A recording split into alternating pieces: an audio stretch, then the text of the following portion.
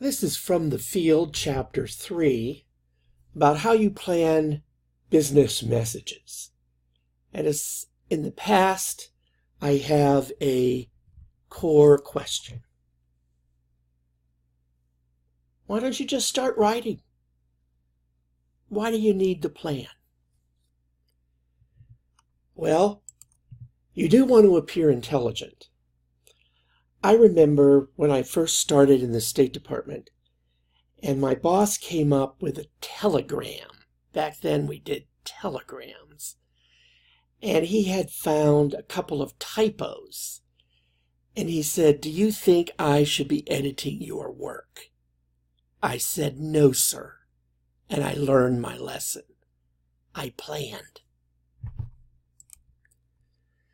And of course, when you first start in a new job, you're being assessed. You all know that.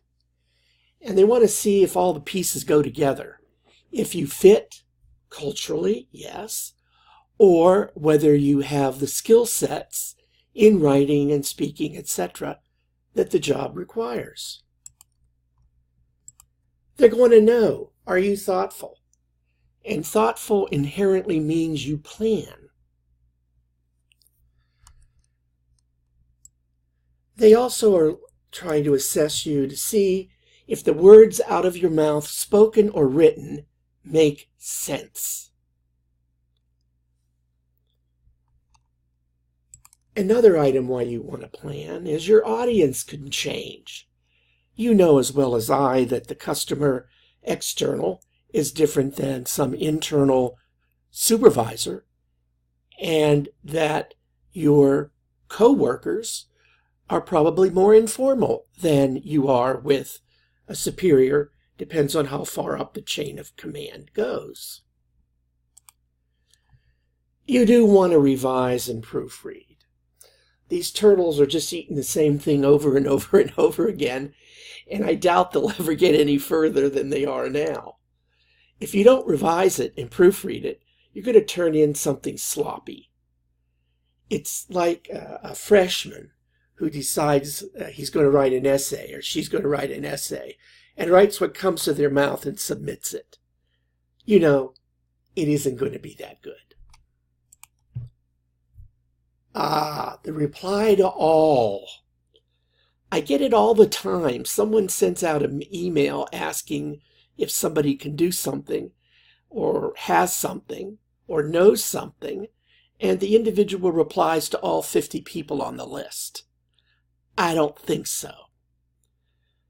The funniest one to me was a colleague who had prepared the termination papers for an employee, and she hit send to all company employees.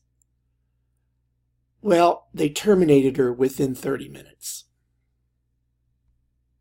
Luckily, she's in Louisiana and happily employed in HR. Now that subject line is going to tell the people whether there's a barrier and they'll want to read it or make the trip. So the subject line should be to the point and correctly spelled about the topic. And if it's really a super complicated issue, forget about writing, pick up the telephone, give them a call. Or if they're in the cubicle down the hall, trot on down and have your face-to-face engagement. Because remember, once you've written it, it exists forever. Forever. If it's well written, you have a good track record. If it's not well written, you've got your problems. Personally, I prefer the direct approach, which is discussed in the textbook.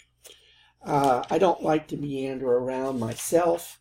I say let's just get to it and see what the problems are and quit meddling around. Well, I hope this has given you some thoughts about why you need to plan before you start writing.